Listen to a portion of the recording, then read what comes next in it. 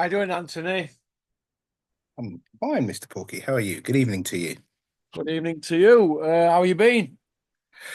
Good. Life happens, doesn't it? So what we do is we all deal with that, and we look forward to another day on this wonderful place we called home, right?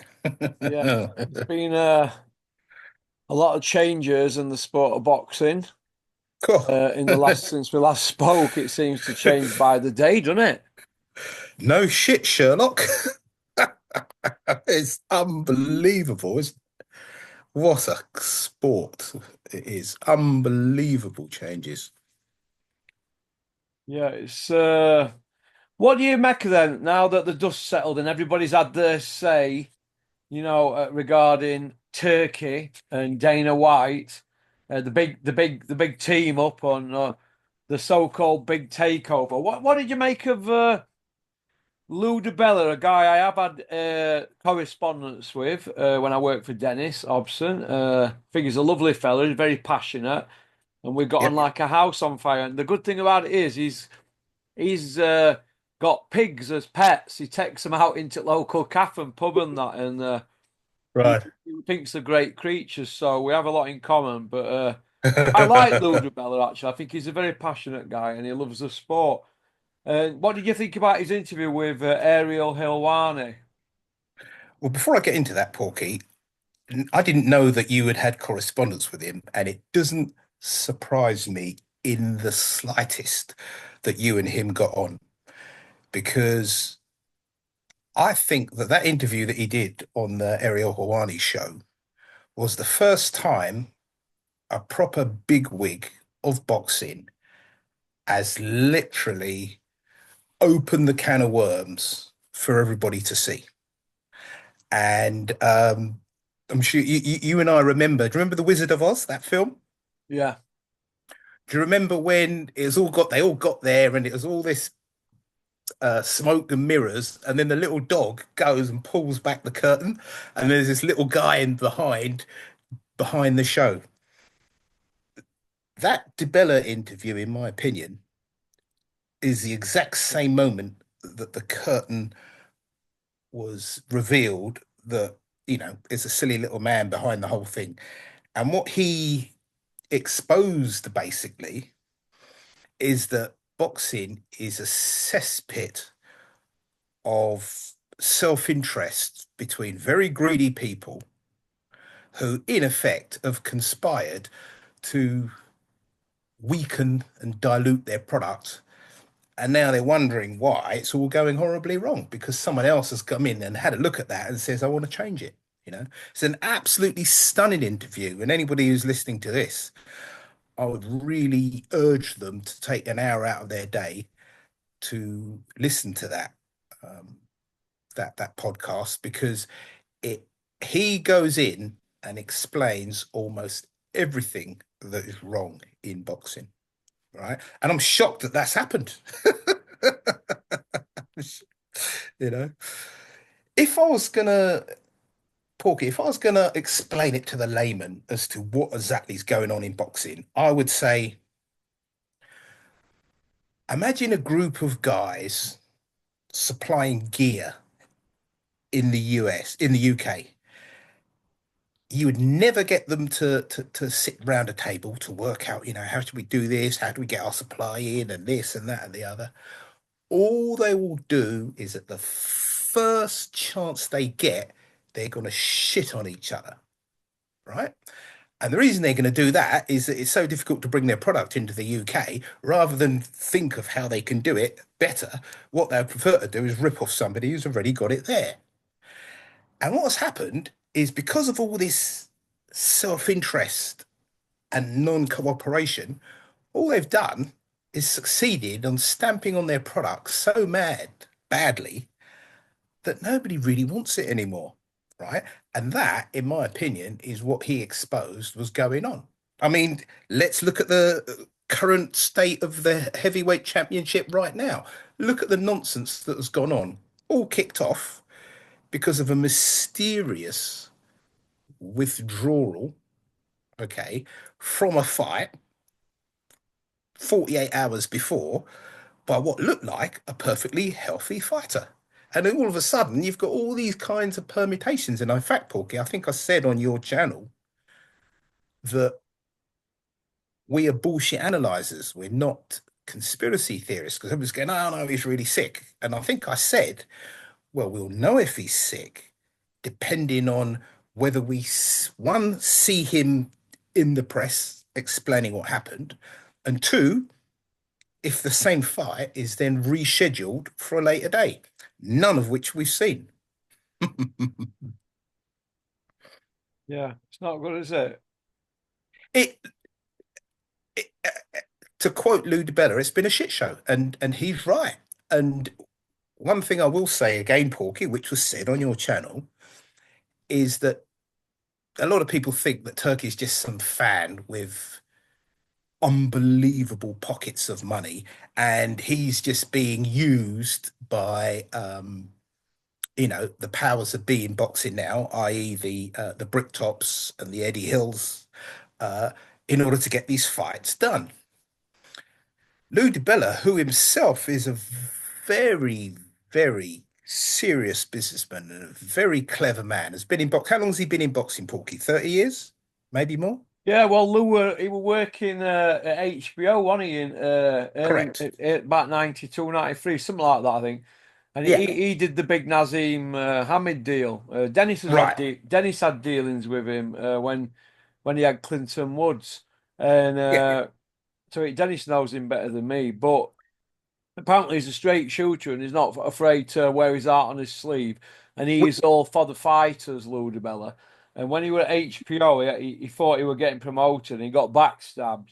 And then he Right. went Which on is his why he left. own. He went on his own Yeah. and he signed all them Olympians from the Australian Olympics. You know, Jermaine Taylor, I think Zeb Judah might have Yeah. been one of them. I think he In signed 2000, correct. the The Sydney 2000, he Olympics. signed all them, didn't he? And Mick Yeah. Hennessy got the same idea, and he sort of came up with a class of 2002, and they were like the new guys on the block at the time, weren't they? At the beginning Correct. of the millennium. Yeah. So And what you find with Lude Bella, because he's got a very good business brain, he really, really lets, if you like, the cat out of the bag or the can of worms, as I described it earlier. Because basically, what he said is this: everybody seems to think that as soon as Turkey was there, it was Eddie Hills that first got hold of Turkey because he did I think it was the Joshua rematch was the first one, wasn't it? From Andy Ruiz, correct?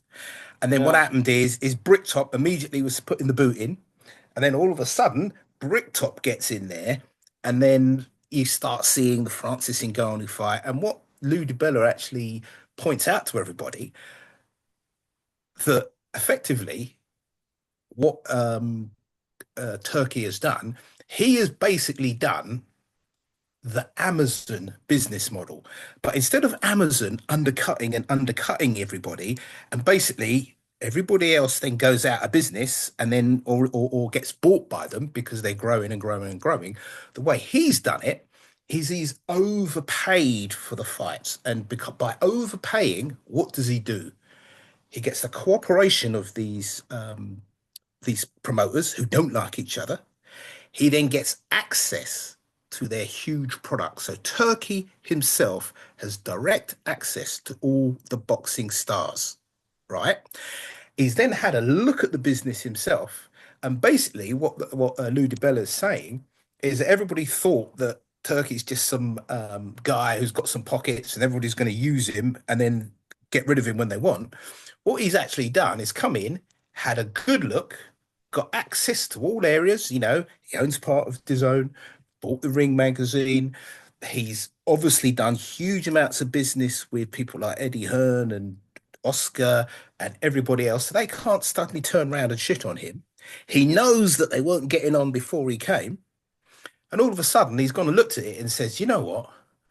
This doesn't really work because boxing could be so much better. And he's gone and chosen other people to do it. And what that does is effectively it's like the Trojan horse, isn't it? From the Troy and everything else. Basically, what's happened is the Trojan horse is inside the walls, and then all of a sudden, when everybody's sleeping, all the soldiers come out and overthrow the city, and that's what you see has happened. How does it end?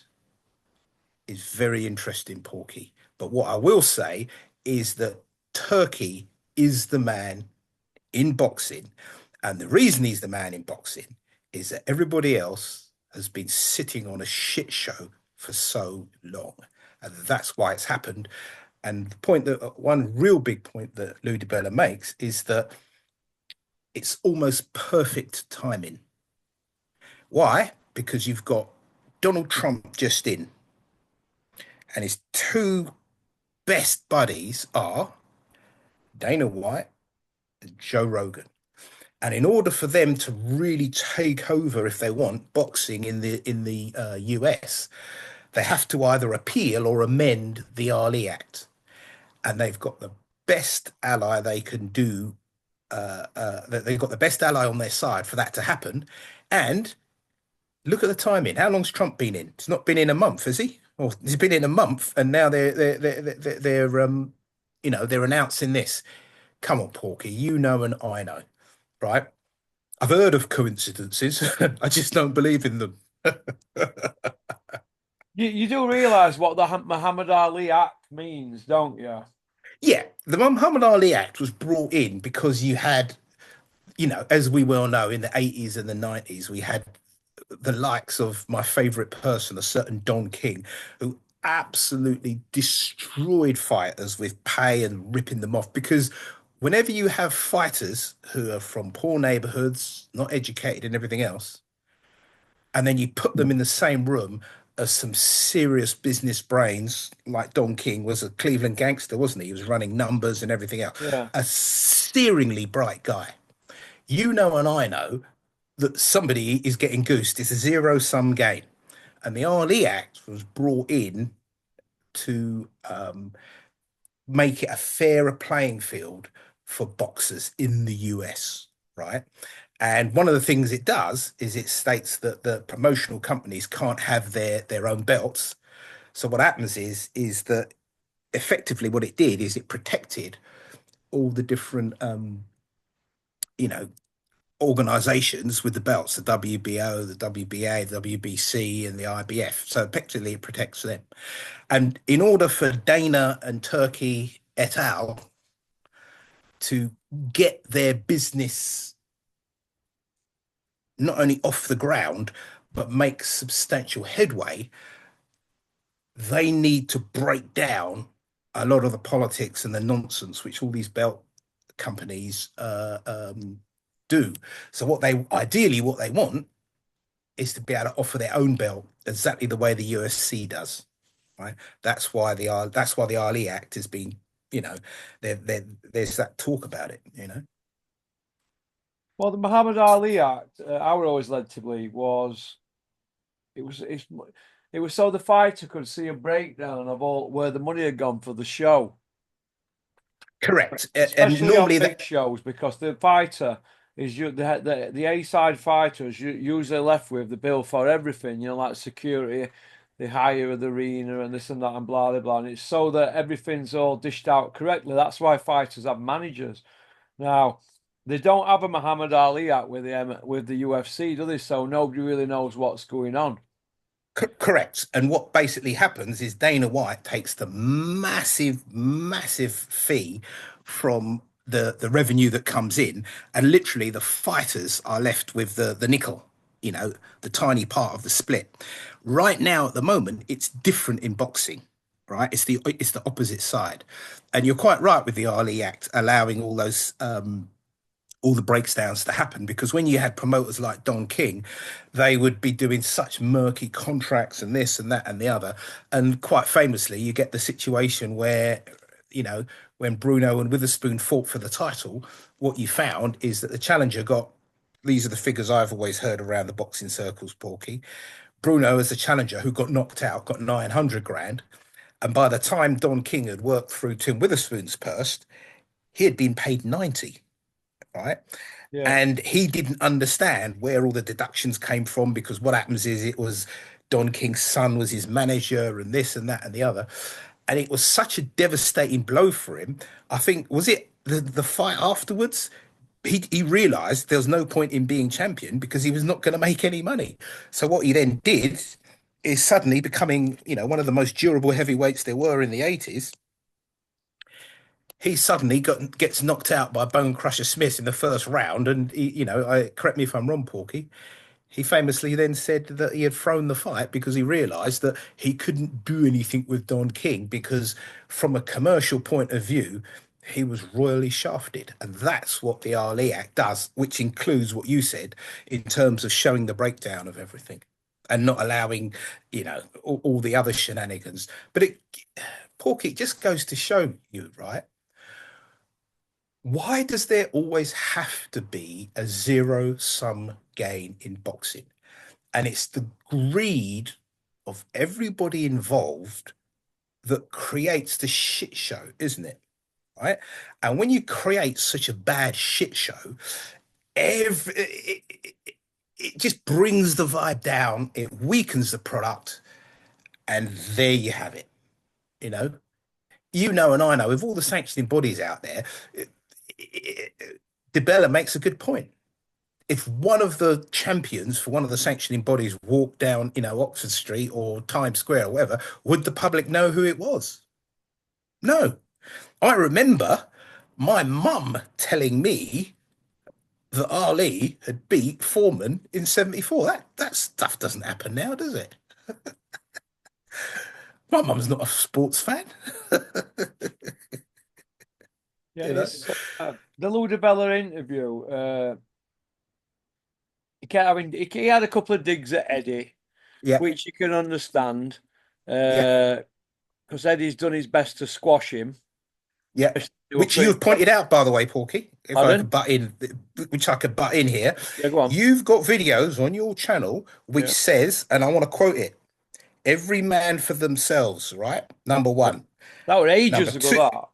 correct, but you're saying it. Number one. Number two, you also always point out, right, that when Matchroom was high, and I'm going to quote you, this is a Porkyism, they had their boot on Bricktop's throat, right? That's what you would say, isn't it? And you've said that in several of your podcasts.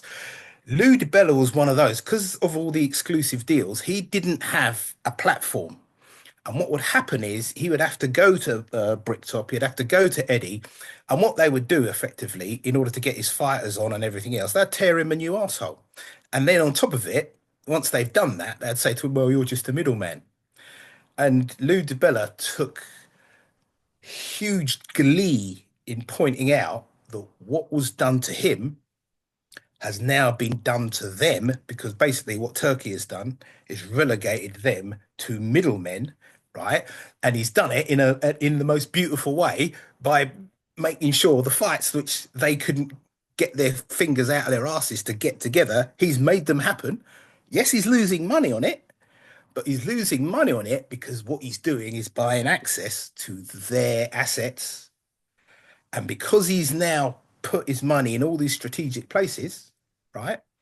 He now calls the shots, and he's now saying to them, do you know what? This shower of shit, as you would say, is not what we want to see now. I'm going to try something different. And in my opinion, Porky,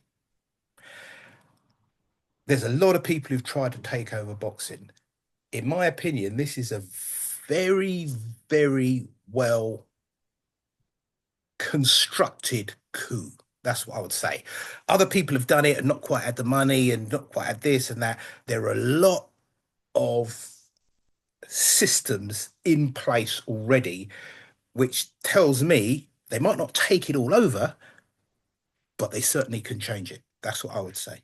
It's very, very well orchestrated. And in my opinion as well, knowing how business works, this has not suddenly come out of the blue. They've been speaking about this ever since Turkey came in. Turkey came in with an agenda, and he's been speaking to the right people, or looking for the right people to expose the agenda. And the agenda now has been exposed literally in the last week or so.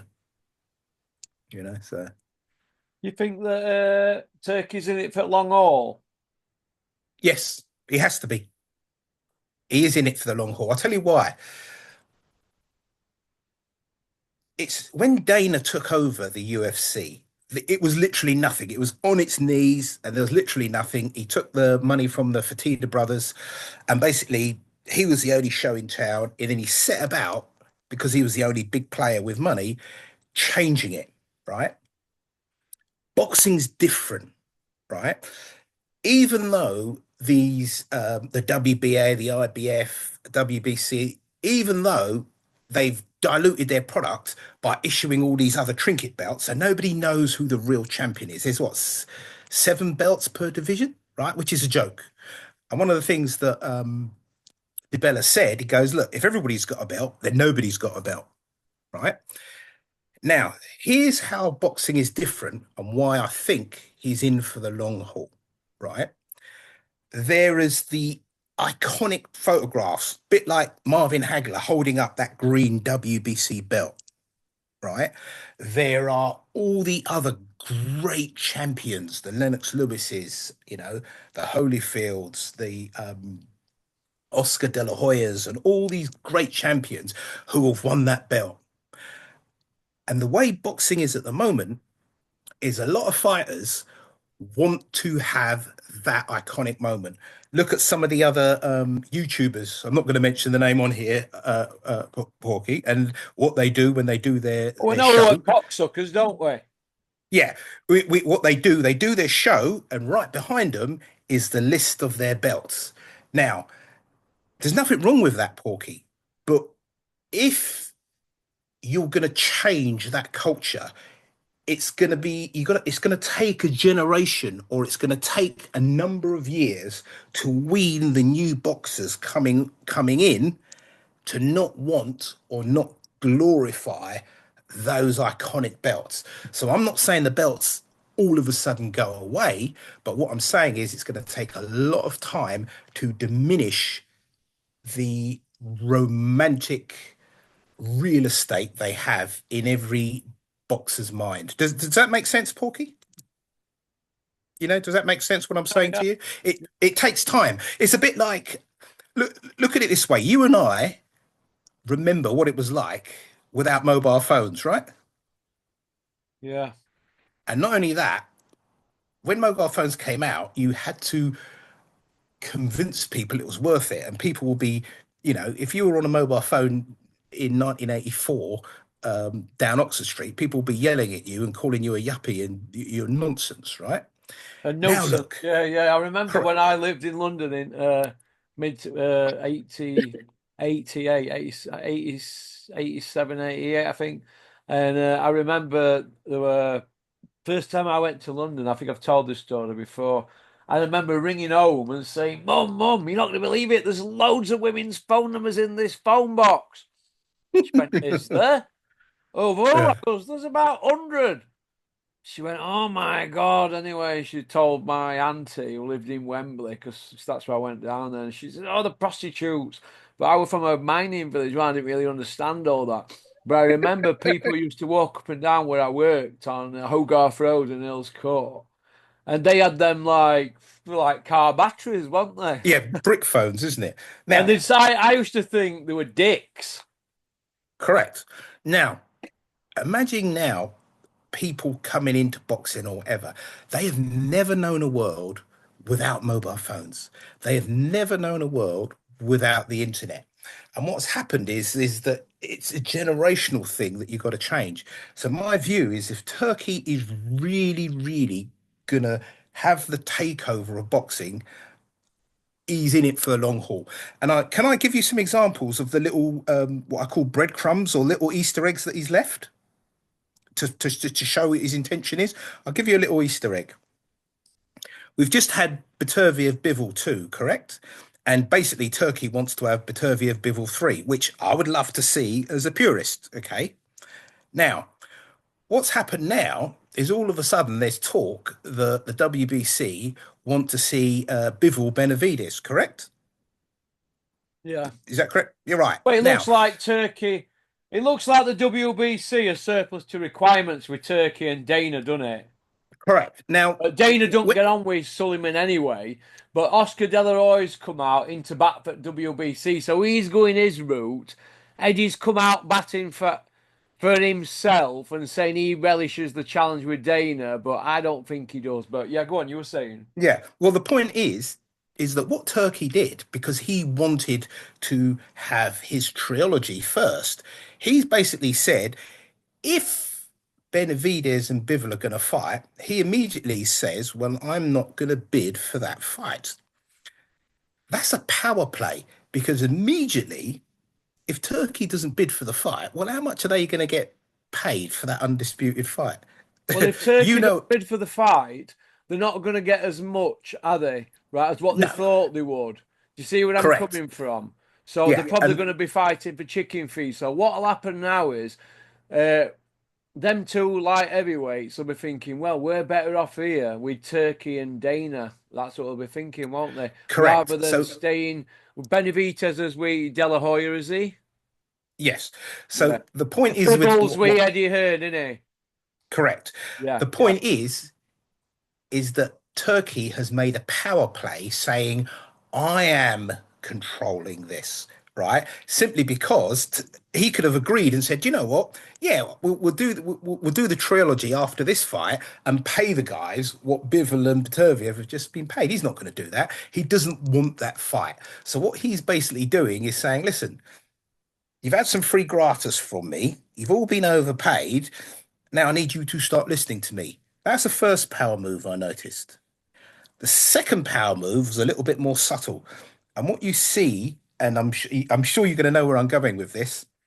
This is the Canelo and Crawford, right? And Turkey was up there standing between them.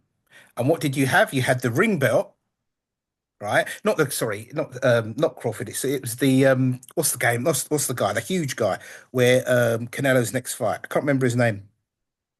Help me out, Porky. What's the tall guy? Crawford. No. It's not Crawford. He's got a fight Skull. That's who it is. Skull, right? You see Turkey between Skull and Canelo, and then Canelo leans over to ask Turkey because one of Canelo's helpers says, "Look, can I give you the WBC belt?" While they're on stage, and Canelo leans over to Turkey and says to Turkey, "Can I put the WBC belt on?" And you see Turkey say no to him, and then Canelo turns round and gestures to his assistant to not bring that belt on the stage. He's What does fighting that that tell you? Williams Skull, isn't he? 23 and Yes, 0. yes, yeah, Skull. That's what, yeah. So what does that tell you, right? They're two. The way I look at it is words tell you who somebody wants you to think they are. Actions tell you who they actually are, right? So number one, he's not bidding for the Benavides Bivol fight, which means nobody's getting the huge paydays that they want. And number two, he doesn't even want to be seen now on stage promoting a unification fight with the WBC belt. That's telling you that in his mind, these sanctioning bodies and belts and everything else have diluted the product. That's what I get from it because from a business point of view, that's exactly the message he's saying, and it's subliminal. Yeah. Yeah, it's a bit of a tricky thing. It's not a takeover. It's people flexing the muscles with money. I mean, Dana's not short of money, is he?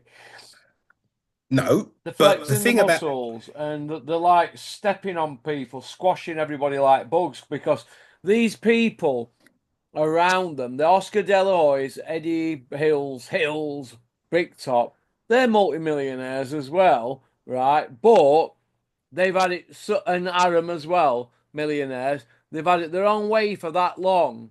Turkey's come in and they've all wanted a piece of him, and then he's gone, fuck you lot, I'm going with Dana. And that's pissed yeah, them all off because they all don't get on with Dana, do they? number one and number two, yes, they're all multimillionaires and everything else, but let's have it right, Porky. The only real big dog in town is Turkey with his money because he would put billions with a B in it. And those guys can't do it. One of the things Lou DiBella said on the Ariel Hawani show is that he was never big enough. And because he didn't have an exclusive deal, he had to work extremely hard to be successful because he's been squeezed out by all these guys. And what has happened is that Turkey now is doing similar to them. He's reduced them to middlemen, right? And he is calling the shots. And you can also see what a beautiful move it now looks like buying the Ring magazine, because the Ring magazine has got a belt with a lot of history that in a lot of hardcore boxing people's minds has the gravitas as well as the history, right? That goes way back when. So even if they don't succeed in America with the Ali Act and whatever, they could use the Ring magazine belt, which, by the way, was the belt back in the day. I remember Ali saying, the people that ring remember when he went on a rant after beating Foreman, he's saying that the people that write the Ring magazine, you know, all you detractors crawl. I told you I was the greatest, right? But he was talking about the Ring magazine and the Ring magazine belt. So Turkey has already got that because he's bought that from De La Hoya. So they have, if you like, if they don't get to issue their own belts for their own promotional venture, in my opinion, they've got their backup plan already in place because what they then do is they'll make their fights for the Ring magazine belt, and they won't have 18 divisions.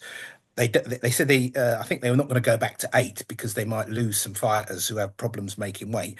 But what they'll probably do is cut the 18 divisions down to say 12 or 10 or something like that, and issue the Ring magazine belt for those. Right? These are very smart businessmen, Porky. Right? Very smart businessmen. They know what they're doing. Right? But you're right. Right?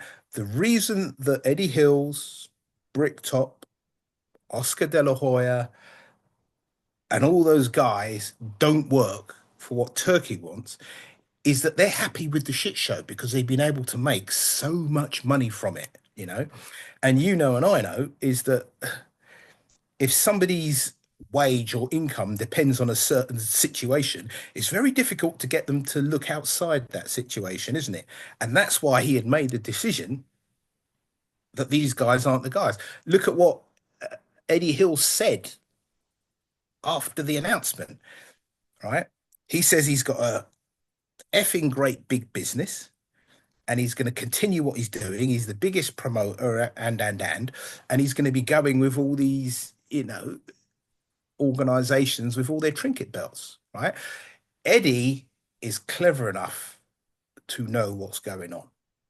However, he doesn't want to tell anybody what's going on because it makes it butters his bread, right? And it butters Bricktop's bread as well.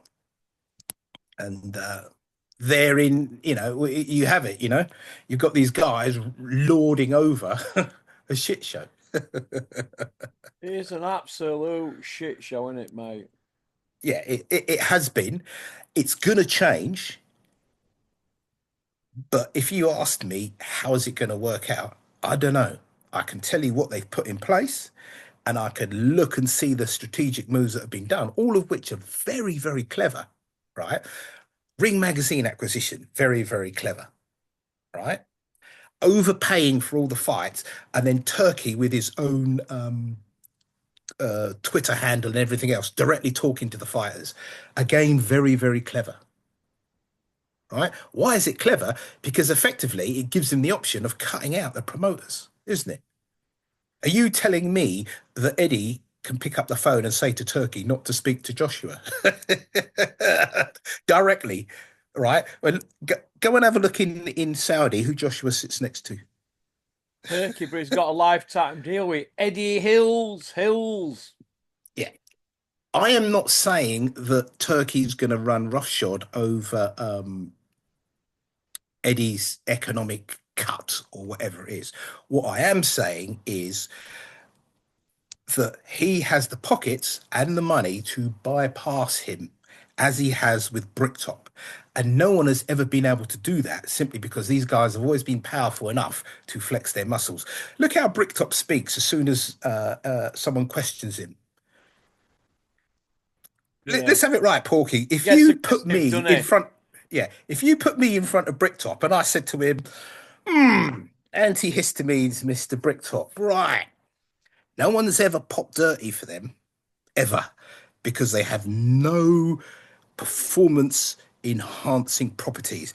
And the reason we know is they've been out since the 1930s. Why would you mention that as a problem or a potential problem when your fighter has withdrawn from a fight? He wouldn't want to have the discussion with somebody like me simply because I could tie him in knots about what effects these chemicals have on the body just because of the profession and where I studied. He wants to have an ignorant audience who laps up what he feeds them and they just accept it. And in my opinion, and again, Lou DiBella, not Lou DiBella, it was Paulie Malignaggi, I think it was, uh, mentioned something very, very smart.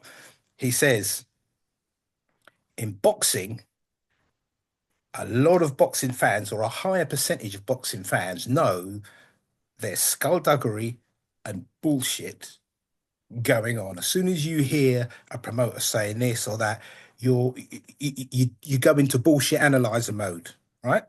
He says in the UFC, nobody does that, despite Dana White being a known. Well, let's put it this way: Dana White and his relationship with the truth can be questionable, right? And he says that nobody's there to the fans there tend to believe what he says because of the position he's built up rather than the boxing fans, right? And in my view, that, as well as the other things that have historically happened in boxing, makes it harder for him and Turkey to do an absolute takeover. But for sure, are they going to change the game? Absolutely, and it needs to be changed. The problem is does it get changed for the better, or does it get changed for the worse? And again, the various areas of looking at that, what I don't think happens is that Dana White gets to pay the boxers what he's paying the UFC guys. I don't think that happens. All right. However, it's going to be changed. Yeah, we've got about 2.5 minutes left. I can see here, Porky. Yeah, do you want to go on to part two, mate? Yeah, I do. This is. Do you know what, Porky? This is a very, very interesting subject, isn't it? Yeah, yeah, And it is. Yeah, why it's interesting is that there have been people like you. I'm gonna do a bit of bigging up.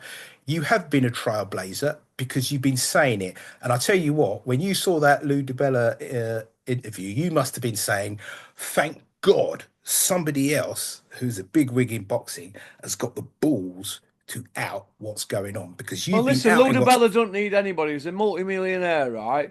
He's not got as Mm. much as them others, but he's not short of a few quid. I think last time I emailed me, he was Oh, telling me he's a normal guy. He likes to go to Graciano's and have a Bloody Mary. He likes a yep, pizza. You yep, know, he drives a Nissan. He's just a normal guy. He's got a few quid. yeah, But he looks to me like he's put a bit of weight on, and I hope he's all right in his health because he's a really good guy. A yeah, really, really good guy, honestly. He's a nice yeah. guy. And he's one of them guys who said to Dennis at HBO uh, that pay-per-view is one of them things where you're supposed to say pay-per-view was designed for this is from the top guy at pay-per-view for people who say, do you know what? We need to get home quick. We can't miss this fight tonight. That's why Yeah, pay-per-view came out. And right. then over the years, that everybody's just abused it, haven't they? Yeah. Let's go to part two, Part Porkies, two because then. we All got right, mate. I'll see you on yeah, part we do two. that. See you in a few minutes, mate. Thank Okay, you very cheers. much for this. It's a very, very interesting chat. Okay. Cheers, mate. Right. Thanks for liking and subscribing and leaving a comment. Leave a comment in the comment section. Let me know what you think about part one. And do join us on part two. All right. Thank you very much. And thanks for hitting that subscribe button as well. It's a lot of effort goes into these videos. Peace out. Big shout out Canada's Boxing Channel, YouTube, and Andy's Cavern, YouTube. Pop, pop, bang! Where's John Fury? Hiding under the now on the hard road. Billy Liar.